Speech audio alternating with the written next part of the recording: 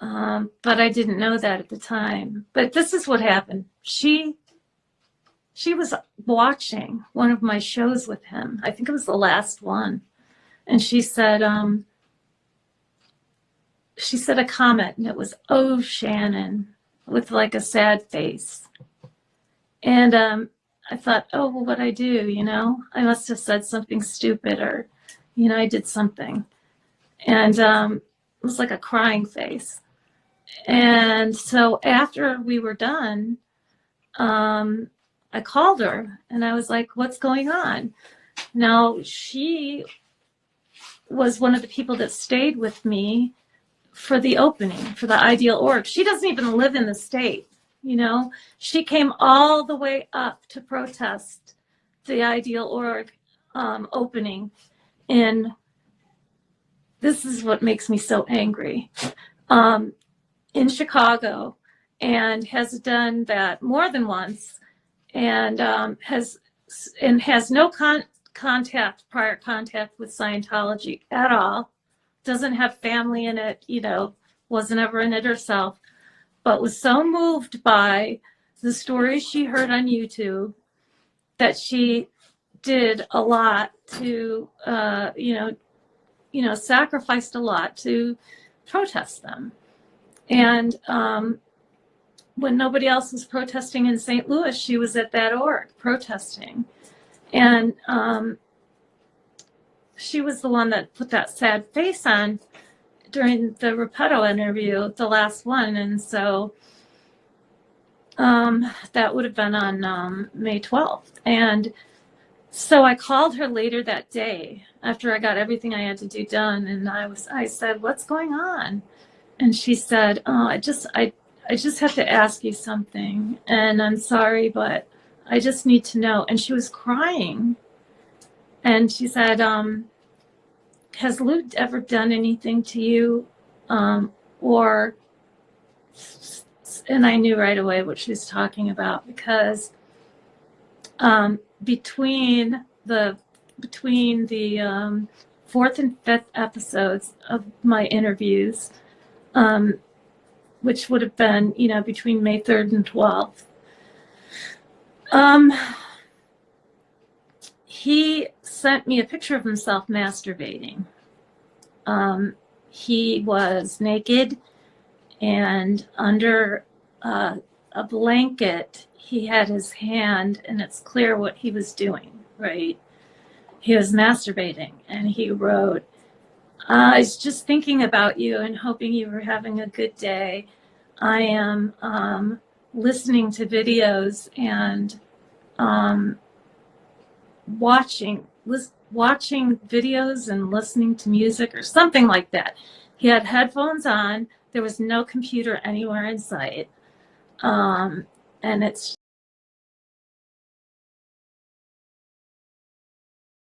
him, it's his face, it's his naked body, to, his hips, I guess, and then a blanket over his hand that is sticking up. You know what I'm saying? Yeah. So he's clearly masturbating. And when I got that, I thought, what a fucking idiot. Like, I was on a walk with a friend, my friend Lisa, and I were walking around, and we were in the park, and I said, oh my God, look what I just got from this guy I'm interviewing. And I showed her the picture, and we both just burst out laughing. He looked so stupid. And I thought, okay, this is a one-off, right? Because he was being so flirty. Mm-hmm. And I thought, this idiot, here's another guy from Scientology that, he's sweet and everything, but he doesn't know how to act in the real world. And he's doing, and he thinks that this is going to be like romantic. And so I wrote him an email, and I said, don't ever do that again. I said, you found yourself with respect because you were the victim of a cult. And you might bring that all down on your head for what? If somebody finds out that you sent me that picture, for what? I said, you know, you jeopardize the movement and your own self-respect for something so stupid.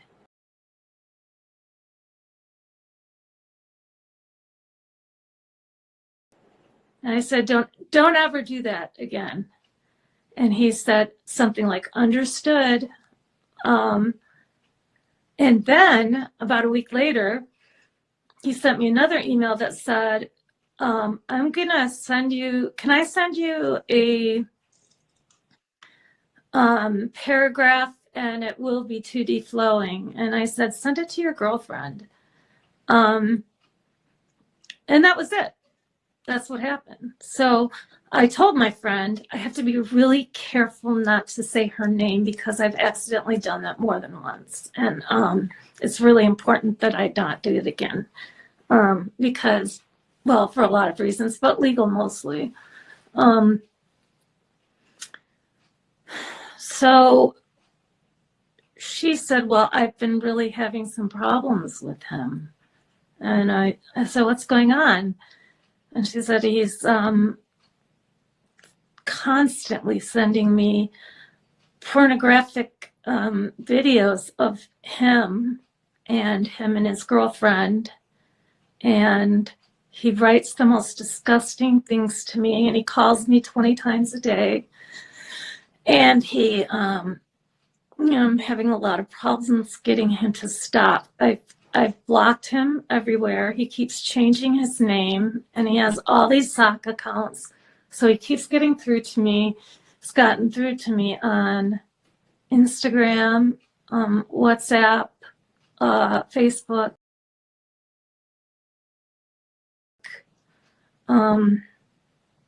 She said, I got a new phone and a new phone number. And I just can't get him to stop. And I said, you know, you have to call the police then. And she was like, no, I can't do that. I can't call the police. And I thought, that's weird. You know, I thought, well, okay, so he flirted with her and he did a lot more to her, you know, in terms of the material. That's what she told me, and that's all she told me.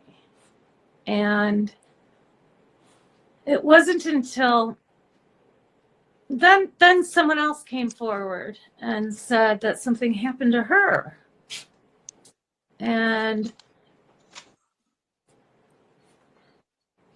then on June 20th, my friend told me that he had raped her, that he had sexually assaulted her. And I was so furious, I can't even tell you. And all these people started coming out and saying, me too, me too, me too, you know. He sent me these weird pictures and these weird, like, it's so gross. And I ended up, all that stuff had to go through me to Pearl. And I've seen a lot of it, you know, but like, once you've seen a couple, you know, you don't need to see anymore. And it was, and it was so nasty. I mean, like, okay, so it's photographs of him ejaculating, having anal sex with his girlfriend. His girlfriend was in a sex swing and he's eating her out in the sex swing. He's got her on his lap and he's smacking her ass really hard and staring at the camera in the creepiest goddamn way. And he's each thing that he sent, he wrote something to, like, oh, I masturbated in front of this person today. And it was another streamer. Another streamer. Mm-hmm. I masturbated in front of this streamer today thinking about your ass.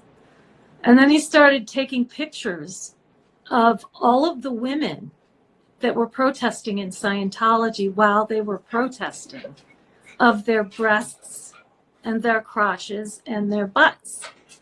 And he would say, you would look good in these shorts, and send them pictures of themselves and like dukes or a bikini or wear this. He actually said these things. Wear this next time you come to protest.